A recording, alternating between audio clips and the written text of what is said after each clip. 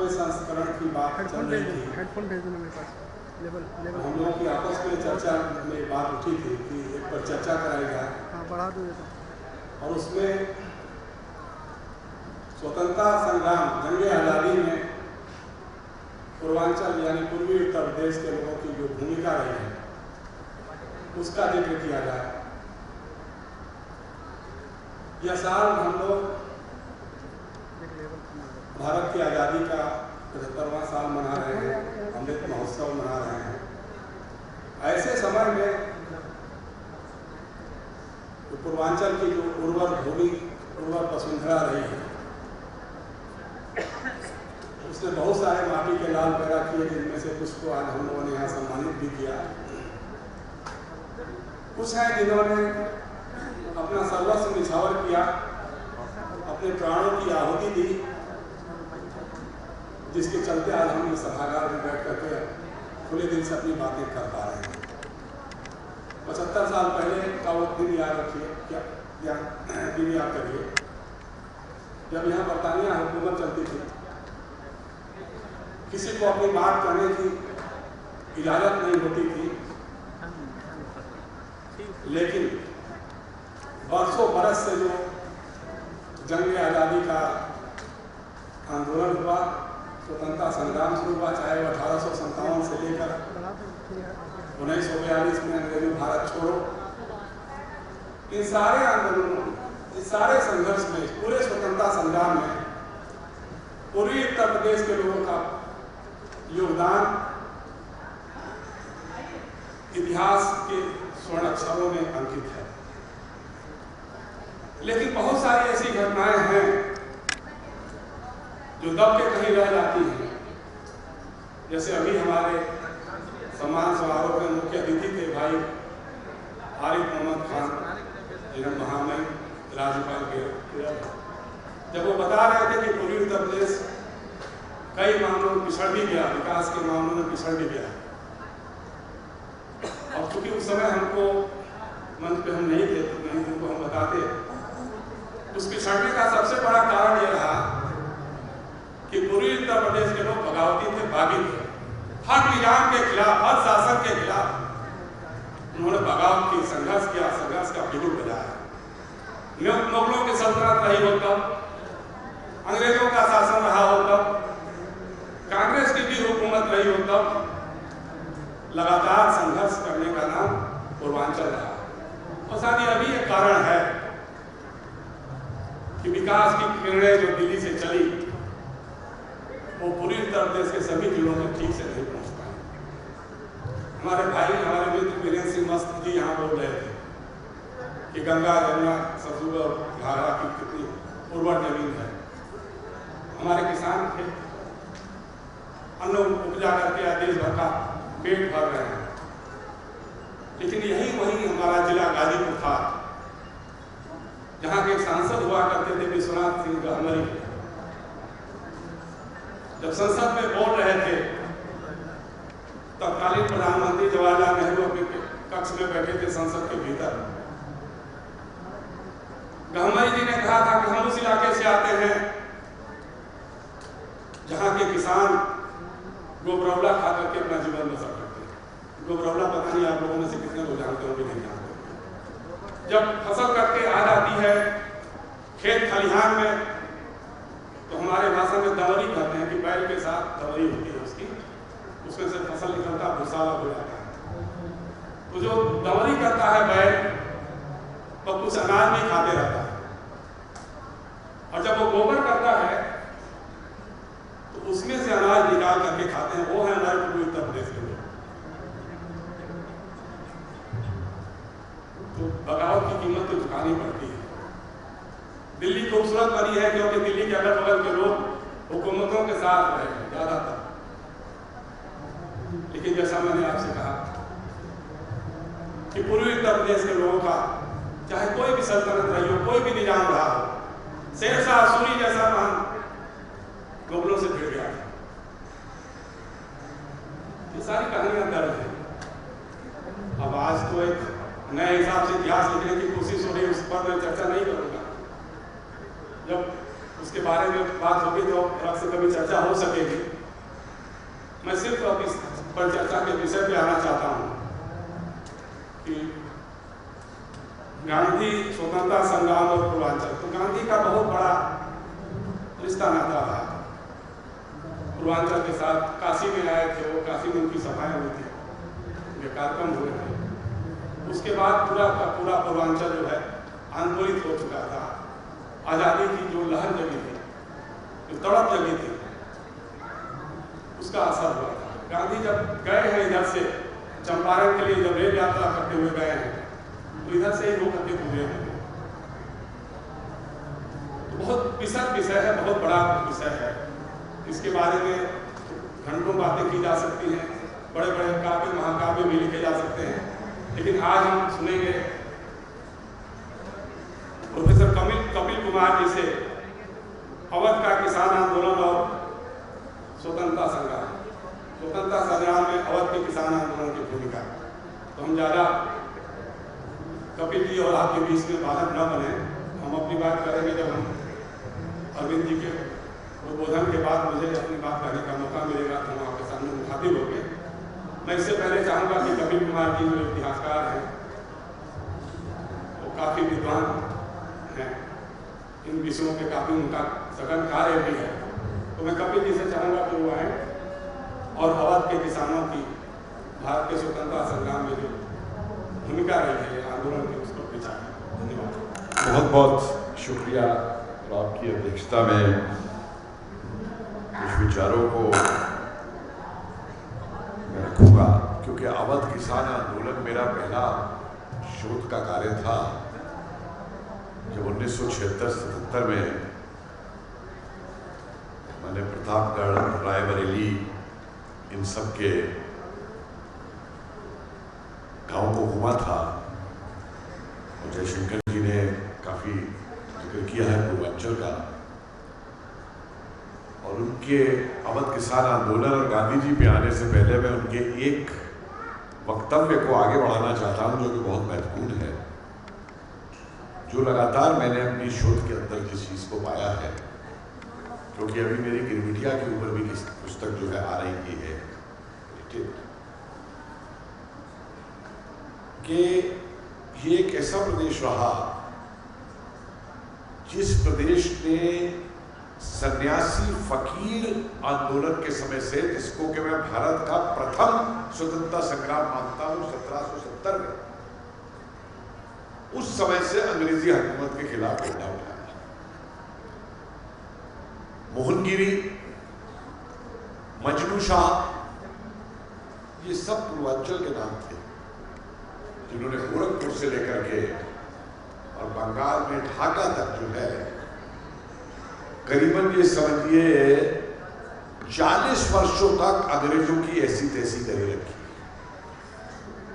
और 1810 के बाद जब महाराजा बनारस ने अपने 10,000 सिपाही भेजे, तब इस सन्यासी और फकीर आंदोलन को दबा पाए थे जाकर के। और ये वही आंदोलन था जिसमें से वंदे मातरम इस देश की आजादी के लिए निकल करके सामने आया। देवी चौधरानी के साथ जो देव नारायण थे, पूर्वांचल से ही थे। उसके बाद अगर मैं 1857 की बात करूं, तो शायद जितना नरसंहार अंग्रेजों ने पूर्वांचल के अंदर किया 2.5 वर्षों के अंदर, उतना नरसंहार शायद भारत के किसी भी हिस्से के अंदर नहीं हुआ, चाहे वो बेनी माधो हो, अपना बिरजीस कदर हो लखनऊ में, बेगम हो, और या एक छोटे से गांव के अजमतगढ़ करके गांव है छोटा सा आजमगढ़ के पास, जब कुंवर सिंह वहां अपनी सेना लेके पहुंचने वाले हैं, तो वो 2 भाई है वहां पे, भिक्कू और सुक्कू, हलवाई है, और ये दोनों भाई अपना जितना शक्कर है वो कुएं के अंदर डाल देते हैं कि उनकी सेना को मीठा पानी पीने को मिले। और जब अंग्रेज वापस आते हैं तो दोनों भाइयों को अंडमान भेज दिया जाता है, वहीं उनकी मृत्यु होती है। दुखद बात यह है कि आज तक उनके परिवार को हमने जो है स्वतंत्रता सेनानी का कर नहीं दिया। छोटे घसियारे बंगाल, बिहार के और पूर्वांचल के जब कंवर सिंह विद्रोह करते हैं तो ये घसियारे अंग्रेजों की जो कैवेलरी घुड़सेना है उसको घास की सप्लाई बंद कर देते हैं। आप समझ सकते हैं, कहने में बड़ा मजाक करता है कि घास की सप्लाई बंद कर दी, लेकिन सेना को, घुड़सेना को अगर घास नहीं मिलेगी उनके घोड़ों को तो उसकी सामरिक महत्ता क्या होगी। और ये बात मैं इसलिए कह रहा हूं कि हमारी आम जनता ने जो संघर्ष किए और जो तरीके उन्होंने संघर्षों में अपनाए, हम उनको एक तरफ ताक पे रख देते हैं और हर चीज की उपलब्धि जो है, जो बड़े नेता बन गए जाकर के उनको दे देते हैं कि साहब उन्होंने अंग्रेजों का बाइकआउट करना सिखाया, उन्होंने अंग्रेजों के खिलाफ हड़ताल करना सिखाया, और जो आम जनता ने इस देश के संघर्ष किए हैं उन संघर्षों को हम ऊपर तक कभी लाने नहीं देना चाहते। अनेक उदाहरण है इस तरीके, 1857 से लेकर के और 1947 तक मैं कहूंगा, शायद भारत में इससे बड़ा नरसंहार, लोग बाग जलियांवाला बाग को याद रखते हैं, सही बात है, लेकिन भारत में सबसे बड़ा नरसंहार नवंबर 1945 के अंदर बंगाल के नीलगंज में हुआ था, जहां आजाद हिंद फौज के 1700 से ऊपर सैनिकों और सिपाहियों को एक रात में गोली से उड़ा दिया गया, और उसमें लगभग ये समझिए आधे से ज्यादा जो सिपाही और अफसर लोग थे वो पूर्वांचल के रहने वाले थे। लेकिन उस नीलांचल के नरसंहार का जिक्र हमारी आपकी किसी भी हमारी इतिहास की पुस्तक के अंदर नहीं मिलेगा। आजाद हिंद फौज के अंदर जिन पूर्वांचल के लोगों ने अपनी कुर्बानियां दी जाती, कर्नल एस टी मिश्रा थे लखनऊ से, आरकांस लाइन जो थी वो मिश्रा लाइन्स के नाम से जानी जाती थी वहां, कि अंग्रेजों को जो खदेड़ा मारते और जो माउंटेन में पहली बार झंडा फहराया गया आजाद हिंदुस्तान का, और जब तक वहां पर है अंग्रेज अराकान को वापस नहीं ले पाए बर्मा के उस हिस्से, और भारत के उस हिस्से को जो भारत ने जीता था, उनको शहीद भारत का तकवा दिया था नेताजी ने, लेकिन किसी इतिहास की किताब में जिक्र नहीं होगा। हमारी इतिहास की किताब में आज भी ये पढ़ाया जाता है कि प्रथम युद्ध के अंदर किसको आयरन क्रॉस मिला, किसको जो है वो विक्टोरिया क्रॉस मिला, और मैंने तो 91 ऐसे लोग निकाले हैं जिनको नेताजी ने तकमा शहीद, तकमा भारत, तकमा बहादुरी, इस तरीके के तकमे उस काल में दिए थे। लेकिन हमारी आज की वर्तमान पीढ़ी में किसी को भी एक नाम तक नहीं बताया गया कि इन लोगों ने देश के लिए क्या किया। उसके बाद आप आइए गांधी जी के काल में आ जाइए।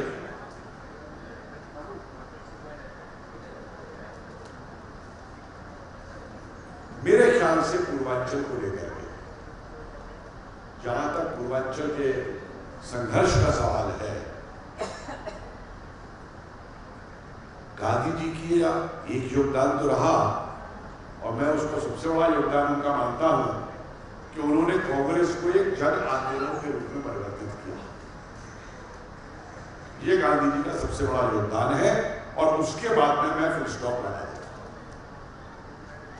क्योंकि इस जन आंदोलन से जो नेतृत्व जनता के बीच में से निकला, उस नेतृत्व को जो कांग्रेस की हायरार्की थी उसके अंदर कहीं कभी कोई स्थान नहीं मिला। राजकुमार शुक्ल का नाम कितने लोग याद रखते हैं, और मुझे बताइए कि जो व्यक्ति गांधी को चंपारण लेके गया, चंपारण के बाद में कभी आप में से किसी ने राजकुमार शुक्ल का नाम सुना? कि राजकुमार शुक्ल के साथ क्या किसी ने स्वामी विद्यानंद का नाम सुना? बाबा राघव दास का नाम सुना गोरखपुर में, जिन्होंने किसान आंदोलन शुरू किया? या बाबा रामचंद्र का नाम सुना कभी इतिहास? इस पे खुद नेहरू ने अपनी ऑटोबायोग्राफी में 3 पेज लिखे और बाद में उसको झूठा करार दे दिया। जिसने मदारी मासी का नाम कितना जानते हैं आप? मिला और इन इलाकों के अंदर 1922 में जिसने एक आंदोलन चलाया, एक हाथ में मिलाद शरीफ और एक हाथ में कथा सत्यनारायण लेके चलते थे। हिंदू मुस्लिम एकता का उससे बड़ा नमूना उस किसान आंदोलन के अंदर नहीं मिलता। बाबा रामचंद्र एक हाथ में रामायण एक हाथ में कुरान लेके चलते थे। उस अयोध्या के अंदर 1920 के अंदर जब किसान सभा की मीटिंग होती है तो 90,000 के करीब किसान आता है वहां और मस्जिदों के और मंदिरों के दरवाजे खोल दिए जाते हैं। लोग भूल जाते हैं। अमृतलाल नागर को पढ़िए, उन्होंने बहुत बढ़िया लिखा है 1857 के जो उनके हैं गदर के फूल कि अयोध्या में किस तरीके से ये पूरी समस्या का हल जो है एक महंत और एक मौलाना ने मिलकर निकाल दिया। और उसके बाद में जब अंग्रेज लौट के आए तो उन्होंने दोनों को फांसी से पेड़ से लटका दिया था। लोग उस पेड़ की पूजा करने जाते थे और 1885 में उस पेड़ को वहां के डिप्टी कलेक्टर ने कटवा दिया। इस तरीके का आप पूरे इन आंदोलनों को देखिए। जो आज लोग कास्ट की बात करते हैं, ये सब तमाशा बना हुआ है देश के अंदर।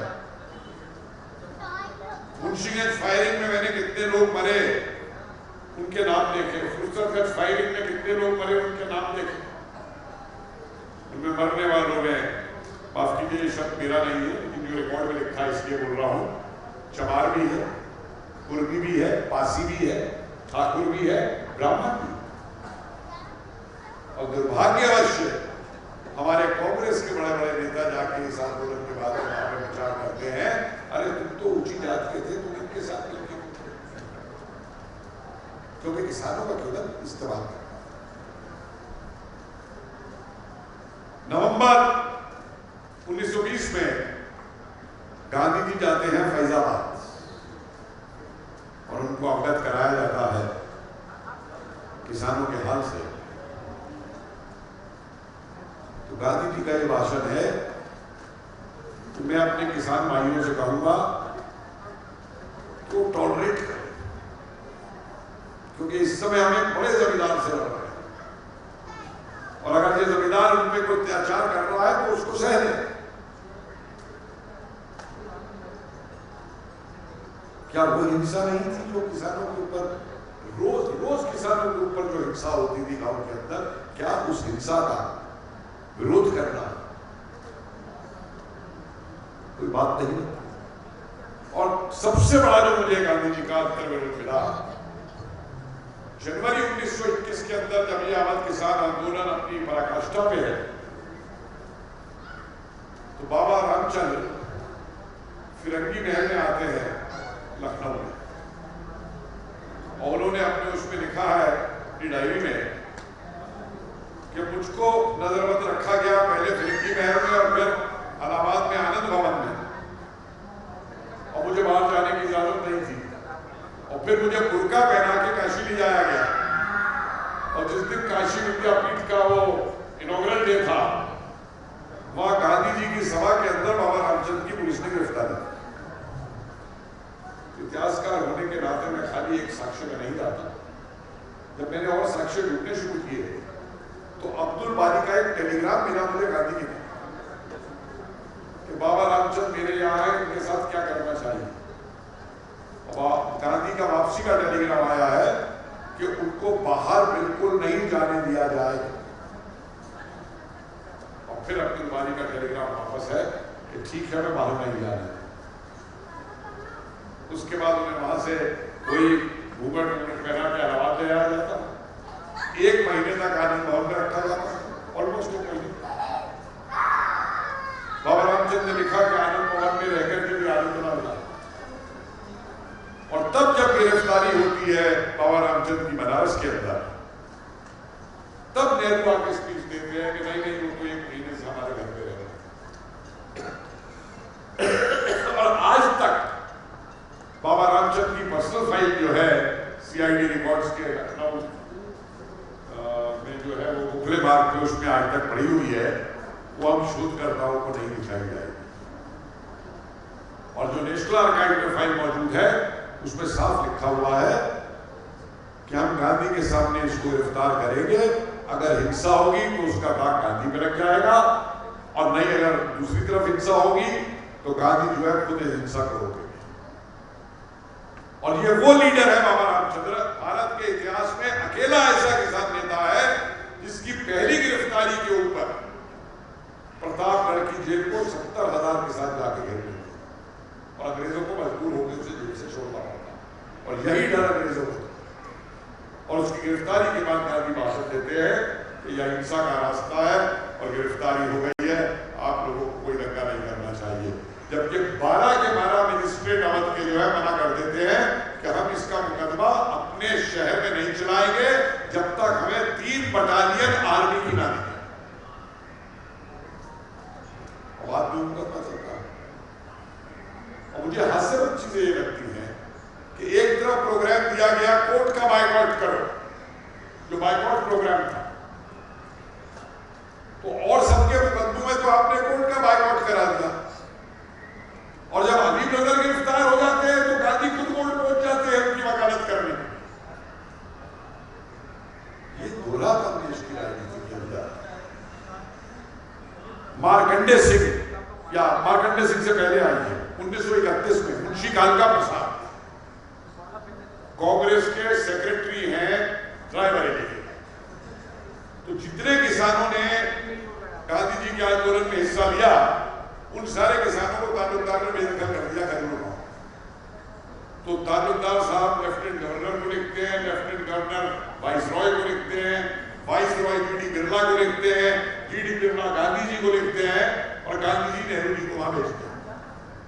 सोशलिस्ट नेहरू है, गांधी 1931 का। पहला काम ये करते हैं कि मुंशी कालका प्रसाद को कांग्रेस से सस्पेंड किया, क्योंकि वो बैठ गए थे धरने पे इनको लेके कि इनकी जमीनें वापस दी जाए, आंदोलन वापस हो गया पूरी तरीके से अहिंसात्मक आंदोलन। और उसके बाद में 2 खत नेहरू लिखते हैं तालुकदार को, दोनों खत छपे हुए मौजूद है कि ये तो नादान कुछ कांग्रेस के लोगों की कमी थी, भविष्य में तुम्हें कोई भी दिक्कत हो तो मुझे सीधे देखना। और यही चीज रिपीट होती है 1937 में जाकर के बनारस के मार्कंडे सिंह, बनारस कांग्रेस के सेक्रेटरी है। तो जितने किसानों ने कांग्रेस के उम्मीदवार को वोट डाली है उन सारे किसानों को बनारस के महाराजा जो है, क्योंकि वो चुनाव हार गए हैं, उन्हें बेदखल कर देते हैं। तो मार्कंडे सिंह उनके खिलाफ आंदोलन में बैठ जाते हैं, वो प्रताप नहीं रहता। तो वही तरीका होता है, महाराजा बनारस लेफ्टिनेंट गवर्नर को, लेफ्टिनेंट गवर्नर गवर्नर को, गवर्नर जीडी बिरला को, गांधी को, और फिर नेहरू जी। और मार्कंडे सिंह को कांग्रेस से सस्पेंड कर दिया जाता है। आरोप यह लगाया जाता है कि इन्होंने चुनाव के दौरान 2 रुपए गांव वालों से ले लिए थे लॉरी के लिए किराए के, जो इन्होंने आगे कांग्रेस दफ्तर में जमा किया। और उसी AICC फाइल के अंदर, खुद कांग्रेस की फाइल है, उसमें नीचे लिखा हुआ है कि हम इसको निकाल इसलिए नहीं रहे मार्कंडे सिंह को कांग्रेस से, क्योंकि इसकी वजह से ही कांग्रेस का कैंडिडेट महाराजा बनारस को हरा पाया। तो ये दोहरे मानक तक अवध के गांव में मेरी बात हुई थी। उस समय करीबन वो व्यक्ति 94 या 95 साल का था, जो व्यक्ति नेहरू को पहली बार अपने कंधों पर बिठा करके प्रतापगढ़ के गांव पे जिसने घुमाया था, जहां से नेहरू ने अपना पॉलिटिकल कैरियर शुरू किया। तो मैंने उससे पूछा, मैं कहा भाई अब तो आप खुश हो गए? बोले क्यों?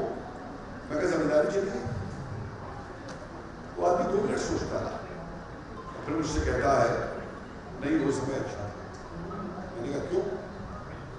बोले साहब एक जमींदार था, अब तो 20 जमींदार हो गए। खाद वाला अलग जमींदार है, जिसपे ट्रैक्टर है वो अलग जमींदार है, पुलिस वाला अलग जमींदार है, बीच की जिसपे एजेंसी है वो अलग जमींदार है, वो कहते हैं अलग। और फिर उसने एक वाक्य सुना है कि गांव में उनके एक दरोगा था जो उनके गांव में कभी कांग्रेस का आंदोलन नहीं निकलने देता था, इतनी लाठी बरसाता था उनको। तो उन्होंने कहा गांव वालों ने आजादी आ गई है, अब हम इस दरोगा को देख लेंगे। वो दरोगा डीएसपी बन गया। ये उदाहरण इसलिए दे रहा हूं कि आजादी के बाद में जो मानसिकता रही हमारे ऊपर हुकूमत करने वाले, हमारे प्रधानमंत्री ने उस दिन स्टेटमेंट दिया, लेकिन मैं इस स्टेटमेंट को पिछले 25 साल से ले रहा हूं। British policy in India was divide and rule, and the Congress policy after 47 was rule and divide. जितना कास्ट के अंदर हमारे देश को 47 के बाद विभाजित किया गया है, उतने के कास्ट विभाजन 47 से पहले थे। अंग्रेजों ने एक्सप्लॉइट किए थे, लेकिन इस प्रकार के कास्ट विभाजन देश में नहीं थे। और जो आपने कहा कि पूर्वांचल की जो बात है, पूर्वांचल से अंग्रेज को खतरा रहा, और पूर्वांचल से जो 47 के बाद सरकार बनी उसको भी खतरा रहा। मत भूलिए कि लोहिया, चंद्रशेखर या आपके जयप्रकाश नारायण, ये चुनौती पूर्वांचल से ही आई थी। बड़े बड़े जी, फसल कपिल कुमार जी और सभी मित्रों, पार्टी के संस्था से जुड़े सभी मित्रों को भी मैं आभारी हूँ कि इस महत्वपूर्ण विषय पर रखने का मौका मिल रहा है, क्योंकि प्रोफेसर साहब जैसा तो हम लोग नहीं है, लेकिन तो हम घामते हैं और लेखक नहीं है, पत्रकार ही है, लेकिन थोड़ा बहुत इतिहास की समझ है। मुझे बोलना है इलाहाबाद और बनारस। तो बनारस की आजकल बड़ी चर्चा होती है, बहुत से लोग बनारस के बारे में जानते हैं। मैं केंद्रित करूँगा इलाहाबाद पर ही, जो आज का प्रयागराज है। जब 1857 की क्रांति हुई तो एक तरफ प्रयागराज था, दूसरी तरफ काशी राज। काशी में राजा थे, महाराजा थे, और इलाहाबाद में आज़ादी के आंदोलन का जो नेतृत्व कर रहे थे वो मौलवी लियाकत अली थे। वो एक टीचर थे, और वहाँ से जो कहानी शुरू होती है वो कालांतर में अगर आप देखेंगे तो ये पाएंगे कि ये दोनों नगर इस देश के स्वाधीनता आंदोलन के केंद्र बिंदु बनते हैं, और उस केंद्र बिंदु को बनाने में दो संस्थाएं। सबसे पहले तो इलाहाबाद यूनिवर्सिटी की आप लोग जानते हैं स्थापना वो 1887 में हुई थी, बनारस हिंदू यूनिवर्सिटी की बाद में हुई। लेकिन 1887 में केवल इलाहाबाद विश्वविद्यालय नहीं बना था, बल्कि उत्तर भारत का सबसे पुराना जो लेजिस्लेटिव बॉडी थी, यानी उस समय का north west provinces legislative council, जो कि 3 लेजिस्लेटिव काउंसिल जो बने थे उस समय 1861 के एक्ट के तहत, वो मद्रास, बम्बई और कलकत्ता 3 सबसे पुराने विधायी संस्थाएं थीं। और इनका जिक्र इसलिए कर रहा हूँ कि इसमें 2 ऐसे महत्वपूर्ण व्यक्तियों का पदार्पण, एक का 1903 में होता है, वो थे पंडित मदन मोहन मालवीय, और दूसरे व्यक्ति थे जो 1909-10 में आते हैं, वो थे पंडित मोतीलाल नेहरू। इन दोनों लोगों के आगमन के बाद ये पता चलता है कि अंग्रेजों ने गलत करके इन संस्थाओं को गलत बना दिया। ये लेजिस्लेटिव काउंसिल को थोड़ा और देर से बनाना था, क्योंकि 1861 में 3 बन गई थी, लेकिन अवध के इलाके से अंग्रेज थोड़ा आतंकित थे, इसलिए उन्होंने इन संस्थाओं को बनाने में 25 साल की देरी की, चाहते नहीं थे कि बने।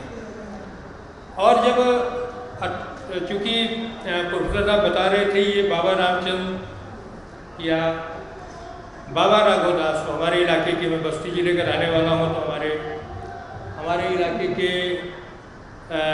स्वाधीनता आंदोलन, किसान आंदोलन के सबसे बड़े हस्ती थे। इन दोनों का संपर्क इलाहाबाद से था, और इन दोनों का संपर्क जो है एक ऐसे व्यक्ति से था जो भारत के स्वाधीनता आंदोलन का एक बड़ा प्रमुख हस्ताक्षर रहे, राजेश पुरुषोत्तम दास टंडन। आप लोगों ने नाम सुना होगा।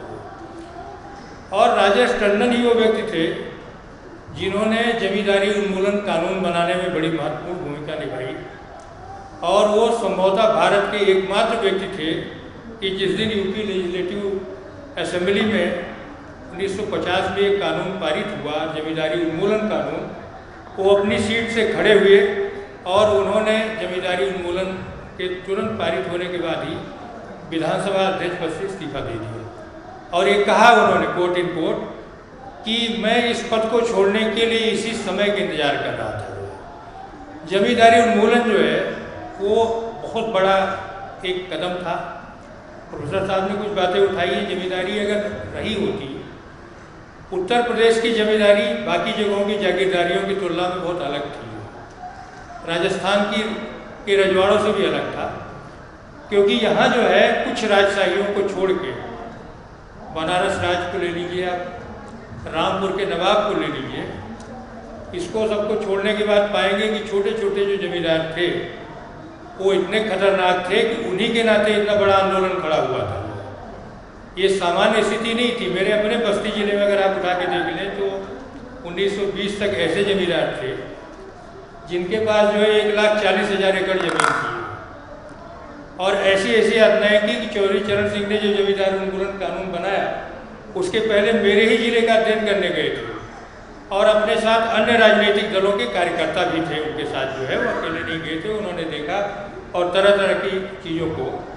तो जो मैंने इलाहाबाद का जिक्र किया कि इलाहाबाद का कई कारणों से उसका महत्व रहा, और आगे चल करके स्वाधीनता आंदोलन के जितने भी महत्वपूर्ण नायक रहे हैं उनमें से शायद ही कोई ऐसा हो, साउथ के भी नेताओं की बात कर रहा हूँ, जिनका प्रयाग या काशी, मैंने आज उस समय के इलाहाबाद और बनारस से संबंध ना रहा, पहली चीज़, और संबंध ना रहा, और बहुत सारे ऐसे लोग पैदा हुए जिनका इन दोनों विश्वविद्यालयों के साथ संपर्क रहा है। मुझे एक बार जर्नलिस्ट रहने के दौरान हम लोगों को बहुत से लोगों से मुलाकात होती है। एक बार मेरी देवकांत बरुआ जी से मुलाकात हुई तो वो कहने लगे, उनका एक इंटरव्यू किया तो वो कहने लगे कि यार मेरे असम के जितने महत्वपूर्ण लोग थे वो इलाहाबाद यूनिवर्सिटी में पढ़े। मैं भी इलाहाबाद यूनिवर्सिटी में पढ़ना चाहता था, लेकिन मेरी मजबूरी थी कि वहाँ मेरा एडमिशन नहीं हो पाया, तो मुझे बनारस जाना पड़ा। आप जानते हैं गोविंद बल्लभ पंत जी से लेकर के आज़ादी के आंदोलन के उस दौर के बड़े बड़े सेनानी, उन्होंने वहाँ शिक्षा हासिल की, और साथ ही साथ अगर आप देखेंगे शिक्षा ही नहीं हासिल की, शास्त्री जी का भी वहाँ बहुत गहरा संबंध रहा, और डॉक्टर संपूर्णानंद से लेकर के ये सब लोग बनारस के रहे। वो इलाहाबाद के आने के कारण और भी होता था लोगों का, वहाँ ऑल इंडिया कांग्रेस कमेटी का हेडक्वार्टर रहा, जो कि आज़ादी मिलने तक रहा, और स्वराज भवन जो है वो उसका प्रमुख केंद्र रहा, और प्रोविंशियल कांग्रेस कमेटी का मुख्यालय बनारस में रहा। आप उठा के देखिए, चाहे जितने बड़े बड़े उस समय के नेता हुए हैं वो सबके सब किसी न किसी से किसी तरीके से जुड़े रहे। और 1887 में जो काउंसिल बनी उसमें 9 मेंबर ही थे। उस 9 मेंबर में अगर आप उठा करके देखेंगे तो केवल 4 भारतीय थे। और लेकिन ये काउंसिल जो रही इसका इसलिए कह रहा हूँ क्योंकि प्रोफेसर साहब हैं, इनके जैसे बड़े इतिहासकारों से आप लोगों का संपर्क रहता है, और लेजिस्लेटिव मामलों में लोगों को थोड़ी कम जानकारी होती है, जानना भी नहीं चाहते कि उनका क्या योगदान रहा है। खासतौर पर जब 1952 का भारतीय संविधान के तहत जब सदनों के गठन का सिलसिला हुआ, तब पता चलता है कि भाई लोगों को लगता है कि शायद आज़ादी के बाद ये सारे सदन बने, नहीं, उसके पहले जो बने हैं उनका भी फ्रीडम मूवमेंट में बहुत बड़ा योगदान रहा। राजेश टंडन ने 1937 में जब वो विधानसभा के अध्यक्ष बने तो उन्होंने कहा था, इस बात को कहा था, जो कि जिनका इसलिए मैं जिक्र कर रहा हूँ कि 1937 का जो इलेक्शन हुआ लेजिस्लेटिव काउंसिल का, उसमें भी राजेश टंडन निर्विरोध जीते थे, उनके खिलाफ कोई उम्मीदवार नहीं खड़ा हुआ था। और 1952 का पहला लोकसभा का जो चुनाव हुआ वहाँ भी राजेश टंडन के खिलाफ कोई उम्मीदवार नहीं खड़ा हुआ, वो भी निर्विरोध जीते थे। और अगर इलाहाबाद शहर को आप लोग जानते हैं तो आप समझ लें कि खत्री कम्युनिटी कितनी बड़ी है वहाँ। ये इसलिए कह रहा हूँ क्योंकि वो उस चुनाव में जात विवाद जातीयता की बात हो रही है, उस चुनाव में भी जात और काम करने वाले लोग स्वाधीनता आंदोलन में शामिल लोगों की कितनी इज्जत रही होगी, आप इस बात से अंदाज़ा लगा सकते हैं। और दूसरी जो महत्वपूर्ण बात है कि छात्र राजनीति पर आजकल तो हमारे यहाँ इलाहाबाद यूनिवर्सिटी की जो छात्र यूनियन है वो ख़त्म कर दिया गया है। वो बड़ी नर्सरी रहा, और बहुत कम लोगों को पता है कि मदन लाल खुराना भी वहीं के प्रोडक्ट थे, वहाँ सेक्रेटरी थे इलाहाबाद यूनिवर्सिटी यूनियन की। वो यूनियन जो है 1923 में बनी, 1923, अगले साल वो शताब्दी मनाती अगर होती तो। और उस विश्वविद्यालय में एक से एक नामी गिरामी लोग छात्र नेता रहे वहाँ के, और 1926 में 26-27 के सत्र में एक महिला जो है छात्र संघ की अध्यक्ष चुनी गई, वो थी श्याम कुमारी नेहरू। वो संभवतः भारत के पूरे जो आप उठा के इलेक्टेड जितने भी रिप्रेजेंटेटिव, उसकी शायद पहली महिला थी जो चुनी गई, और वो अध्यक्ष उसी विश्वविद्यालय के लोगों ने चुना। और 1942 का जो आंदोलन था, उस आंदोलन में हमारे एक छात्र नेता लाल पदमधर सिंह पुलिस की गोली खा करके शहीद हुए। हालांकि वो दौर ऐसा था कि इलाहाबाद यूनिवर्सिटी को कहा जाता था कि बहुत कैरियरिस्ट टाइप के लोग रहते हैं वहाँ के। ये भी मैंने सुना है, पता नहीं कितना सच्चा है, कि बनारस के स्टूडेंट लीडर जो है इलाहाबाद यूनिवर्सिटी के लोगों को चूड़ियाँ भेजे एक बार, जो है कि भाई, लेकिन सच है अगर वहाँ जो है शहीद होता है वहाँ का कोई छात्र नेता और इतना सारी चीज़ें जुड़ी हुई है, तो बहुत सारे पक्ष हैं। और स्वाधीनता आंदोलन के अगर इन सारे पक्षों को अगर आप गौर से देखेंगे तो ये पाएंगे कि भारत का जो स्वाधीनता आंदोलन है उसमें चाहे जो भी बड़े हो, गांधी जी 13 बार इलाहाबाद आए और 14वां बार जो है उनका अस्थि कलश गया हुआ। तो 13 बार में भी 1900 के भी पहले एक बार आए और गलती से उनका इलाहाबाद में ट्रेन चली गई और उनका सामान उतरवा लिया गया था, तो एक दिन उनको इलाहाबाद रहना पड़ा।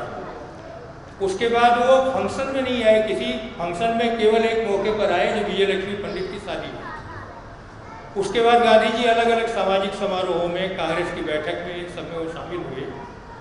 लेकिन अगर आप जो है पूर्वी उत्तर प्रदेश का पूरा इलाका देखेंगे तो आपको पता चलेगा शायद ही कोई ऐसी जगह हो महत्वपूर्ण। हाँ, आप बलिया से उठा लीजिए, गाजीपुर ले लीजिए, आप जो है आजमगढ़ ले लीजिए, आप बस्ती ले लीजिए, देवरिया ले लीजिए, आप जो है आजमगढ़, और आप जो है महाराजगंज ले लीजिए, कोई ऐसा महत्वपूर्ण इलाका नहीं रहा होगा जहाँ गांधी जी न गए, पहली चीज़। दूसरी चीज़ ये है कि चंपारण की बार बार बात आती है। भाई चंपारण जो है वो पूर्वी उत्तर प्रदेश से लगा हुआ है। 1917 में जब गांधी जी गए तो मेरा उसका जो है कि चंपारण है कैसा इलाका, जैसे गोरखपुर, बस्ती और देवरिया है वैसे चंपारण है, कोई अलग नहीं है, एक ही जैसा है। बोली भी एक दूसरे की समझ में आती है, कोई ऐसी बात नहीं है कि चंपारण कहीं इनसे अलग है। एक नदी गंडक नदी जो है हमें अलग करती है। और अब आज क्या फ़र्क है चंपारण में कि जब जो है उत्तर प्रदेश का किसान 350 रुपये में गन्ना बेच रहा होता है तो चंपारण का किसान 250 रुपये में बेचता है। आज आप बात अभी प्रोफेसर साहब कह रहे थे, मैं पूछता हूँ कि राजकुमार शुक्ला पर छोड़िए, आज ये काम तो हम लोग कर ही सकते हैं कि चंपारण के किसान और यूपी के किसान को गन्ने के दाम एक मिलेंगे। सबसे पुराना आंदोलन उठा के देखें तो गन्ने का। तो मैं कह रहा हूँ कि ये दोनों आज के तारीख में प्रोफेसर साहब जैसे लोग, आज़ादी के ये सारी जगह, इन सारे लोग जो सब लोगों ने मिल करके आज़ादी की लड़ाई लड़ी, उनके चेहरों को आज कितने लोग हैं जो लियाकत अली को याद करते हैं। मौलवी लियाकत अली को कौन जानता है आज की तारीख में? कौन उनका कोई सवारा सुना है क्या आपने? वो 1857 की क्रांति के इलाहाबाद के हीरो थे। हम जानना नहीं चाहते ऐसे लोगों को, हम कुछ लोगों को जानना चाहते हैं। तो मुझे लगता है कि शायद ये मैं आखिर में एक बात कह के ख़त्म करूँगा, क्योंकि बातें भी बहुत बड़ी हैं, इस पर दोनों पे बहुत कुछ किया जा सकता है, कहा जा सकता है। लेकिन भाई साहब ने समय की सीमा दी है, मैं इनका आदर करता हूँ, हमारे बड़े भाई हैं, इनसे बहुत सीखा है हमने। मैं माटी के साथियों को कहूँगा कि मुझे 20 साल पहले एक किताब मिली थी बस्ती ज़िले में जाने के दौरान। वो डॉक्टर राजेंद्र राय ने एक किताब लिखी है, पूर्वी उत्तर प्रदेश का स्वाधीनता संग्राम। कई बार क्या होता है कि किसी छोटे से ज़िले में कोई आदमी बड़ा काम कर जाता है, मुझे लगता है कि छोटे से ज़िले का वो बड़ा काम है, और वो इतिहास के टीचर हैं। उन्होंने एक एक ज़िले में बड़ा रिसर्च करके लिखा और एक एक छोटे छोटे लोगों को, मतलब जो आंदोलन के नायक रहे, उनको जुटाया है। तो मैं चाहूँगा कि अगले बार जब हम लोग मिलें तो उस किताब के साथ मिलें। वो किताब आप लोगों के लिए छपवाना कोई बड़ी बात नहीं है। उसमें हर तरह के लोग हैं, हर धारा के लोग, हर जात के लोग, और बहुत सारी बातें हैं। और आखिरी में समाप्त करते करते ये कहना चाहूँगा कि ये जो आज़ादी की जंग रही है उसमें अलग अलग धारा, भाई साहब 1 मिनट का टाइम है ना, तो इसमें बहुत सारे ऐसे पक्ष हैं जिनको हम लोग भूल गए हैं। भूल हम उनको गए हैं, आप लोगों में जिन लोगों ने गदर के फूल पढ़ा होगा, नागर जी ने जो लिखा, उसमें नागर जी गए और 1956 में वो गए थे, तो वो तमाम उन परिवारों से मिले जो 1857 की क्रांति में शामिल रहे, क्योंकि तब 100 साल होने वाले थे, तो लोग बहुत सारे लोगों की स्मृतियों में 1857 था। उसमें बहराइच के एक राजा जोर सिंह की फैमिली के लोग जो कि नेपाल में रह रहे थे, उनसे वो मिले और उनसे कुछ मेमोरी, लेकिन वो एक आदमी से पूछ रहे हैं तो उसका जिक्र करते हुए भाई वो उनके लोग कहा जाते, तो उन्होंने कहा गद्दरवा, मतलब गद्दार के बारे में। कहा अच्छा वो जो गद्दार था, तो हमारे लोगों ने गद्दारों को भी नहीं भूला, हमारे लोगों ने सेनानियों को भी नहीं भूला, लोकगीतों में याद रखा है उनको आज भी हम याद करते हैं, हमारे लोग जीवन में विद्यमान है। और हम जिनको याद नहीं करते उनको भी लोग याद करते हैं अलग अलग इलाकों में। मैं बताऊं, मैं जिस इलाके से रहने वाला हूँ, वहाँ एक रानी है मोढ़ा में, जिन्होंने रानी लक्ष्मीबाई की तरह ही शहादत दी। बगल में गोंडा जिले में जो है एक और रानी हुई जो है वो तुलसीपुर की रानी, उन्होंने भी लड़ते हुए शहादत दी। ऐसी बहुत सारी कहानियों को हमने नहीं, इतिहासकारों ने नहीं, लोक जीवन ने जिंदा रखा है, लोकगीतों में जिंदा रखा है। मुझे लगता है कि ये सारी चीज़ें अब अगर समय है अभी, क्योंकि संचार क्रांति बहुत चीज़ों को ख़त्म कर रही है, ये भी ख़त्म करेगी। हाँ, 90 के बाद के पहले के अखबार अगर हम लोग खोजने लगते तो मिलने मुश्किल हो जाते हैं, कहीं कहीं है आर्काइव में, पैसा देके लोगों ने। तो मुझे लगता है कि ये सारी चीज़ों को कलेक्ट करके नए सिरे से याद करने का समय है। और हम जयशंकर भाई वगैरह भी हम लोग कोशिश करेंगे कि मीडिया में भी ऐसे लोगों को याद करें, क्योंकि इलाहाबाद ही वो जगह है जहाँ ऐसे ऐसे संपादक हुए हैं, ऐसे ऐसे संपादकों को सिखाने की संस्थाएं हुई हैं, और ऐसे ऐसे लोग हुए हैं जिन्होंने भारत की पत्रकारिता के इतिहास को दिशा दी। और मालवीय जी से लेकर गणेशशंकर विद्यार्थी तक, विद्यार्थी जी इसलिए क्योंकि उन्होंने उस समय जब वो यूनाइटेड प्रोविंस के कांग्रेस कमेटी के अध्यक्ष थे, बने बहुत बड़ा आदमी थे, लेजिस्लेटिव काउंसिल के मेंबर हो चुके थे, तब शहीद हुए थे एक दंगे को रोकने में। बस इतनी बातें करके अपनी बात समाप्त करता हूँ। आपका बहुत धन्यवाद। काफ़ी बातें आ गई हैं, कपिल कुमार जी ने भी बहुत कुछ बताया, भाई अरविंद ने इलाहाबाद से लेकर के पूर्वी उत्तर प्रदेश में जो संघर्ष था उसके बारे में कुछ बातें करी। मैं मुख्य रूप से सिर्फ पूर्वी उत्तर प्रदेश के कुछ जिलों में स्वाधीनता संग्राम की जो चिंगारी जल रही थी, सुलग रही थी, उसमें भी बहुत पीछे नहीं जा करके, चूँकि वही है कि अगर बहुत पीछे जाएंगे और इतिहास में जाएंगे तो फिर बहुत लंबा चलेगा। मैं बहुत ही मुख्तसर में अपनी बातें करूंगा। मैं 2-3 घटनाएं जो बहुत प्रमुख थी पूर्वी उत्तर प्रदेश में, ख़ास तौर से जब गांधी जी ने नारा दिया अंग्रेज़ों भारत छोड़ो, अगस्त क्रांति आंदोलन जब शुरू हुआ 8 अगस्त को ग्वालियर टैंक बम्बई में, उसकी लहर जो है पूरे पूर्वी उत्तर प्रदेश में फैल सी गई।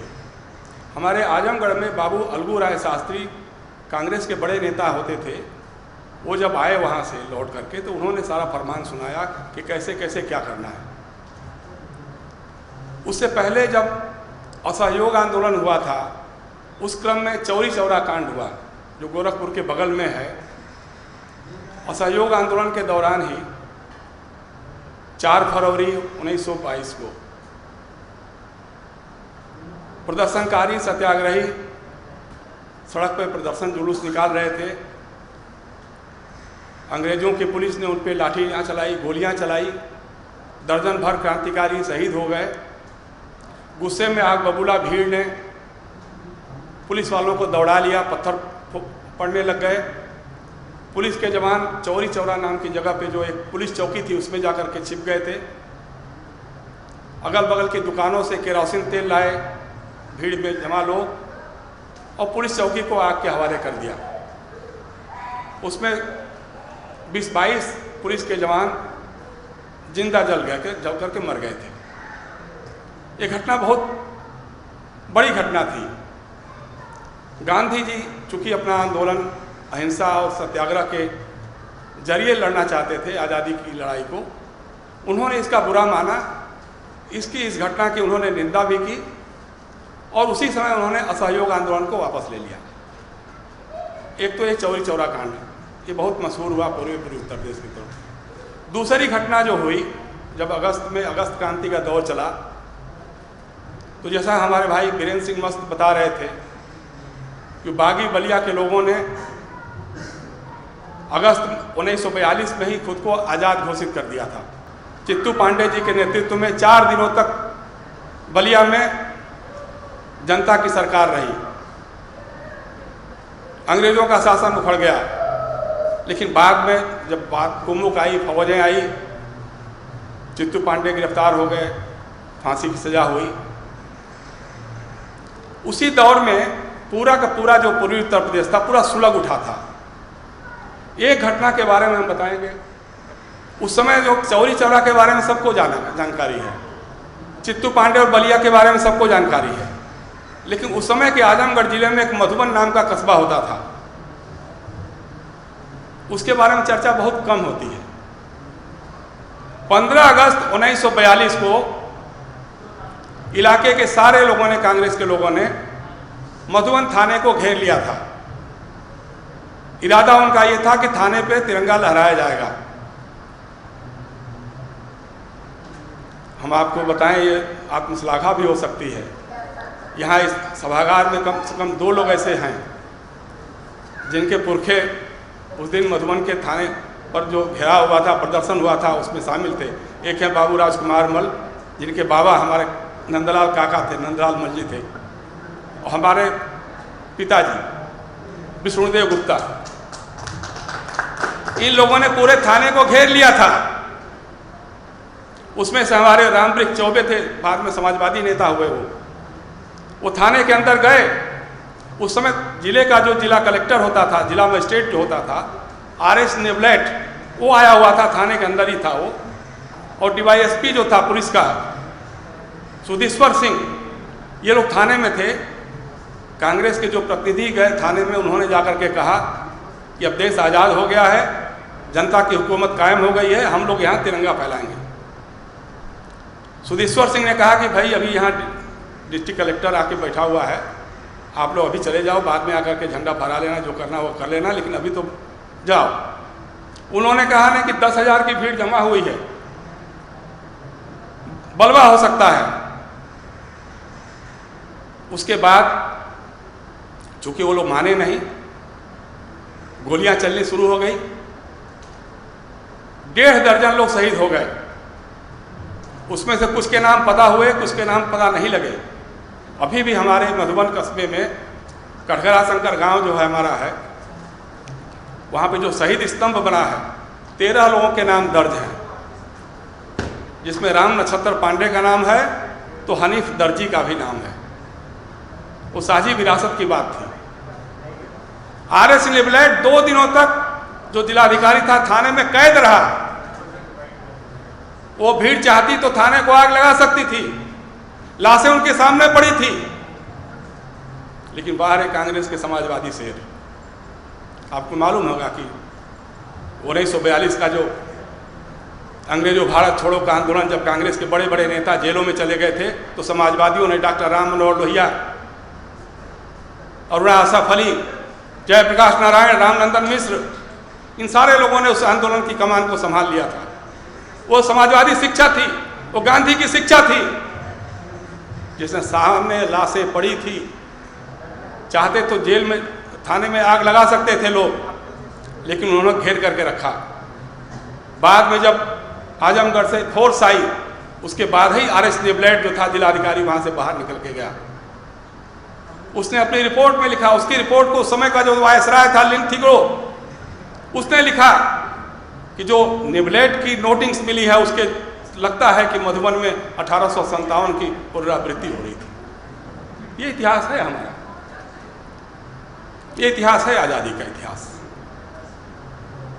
कहा गया था उस समय, शहीदों की मज़ारों पे लगेंगे हर बरस मेले, वतन पर मरने वालों का यही बाकी निशान होगा।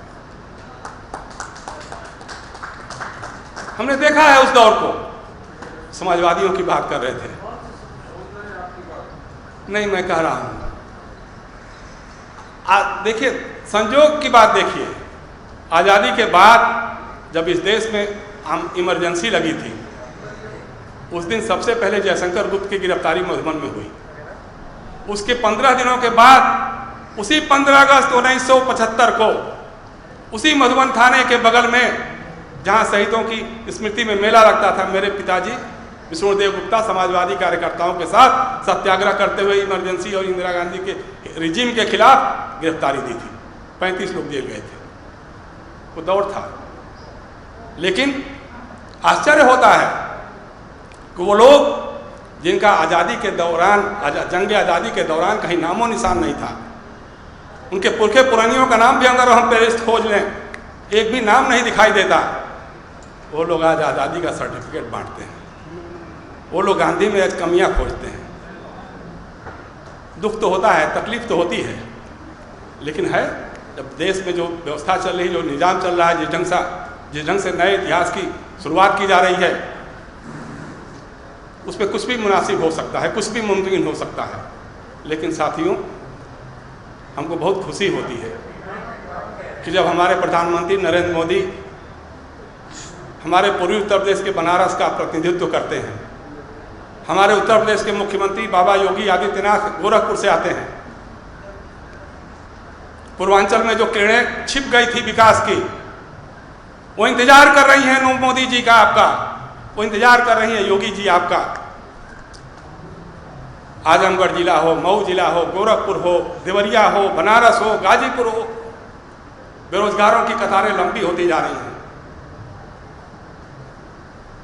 आपसे लोग उम्मीद लगाए हुए हैं कि जो जंग आज़ादी का जो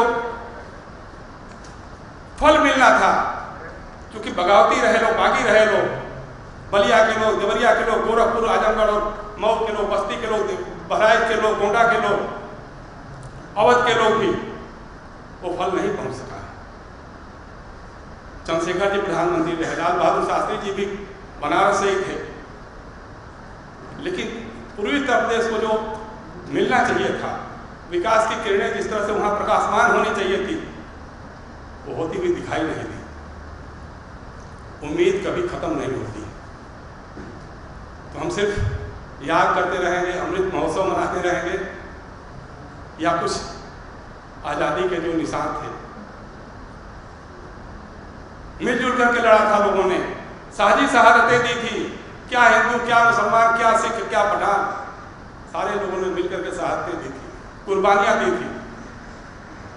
उन कुर्बानियों को क्या हम भूल जाएंगे? क्या हम उस विरासत के हकदार नहीं बनेंगे? ये सवाल आपके सामने मैं छोड़ करके अपनी बात खत्म करूंगा, क्योंकि समय की सीमा जब हमने दूसरों के लिए रखी थी, तो मैं अपनी बात 10 मिनट में ही खत्म करूंगा। बहुत बहुत धन्यवाद। नमस्कार।